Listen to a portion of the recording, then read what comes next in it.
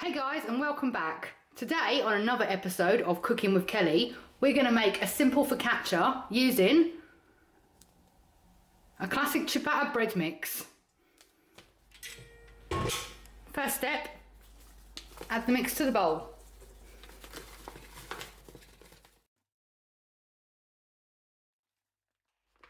I've left about a third in there.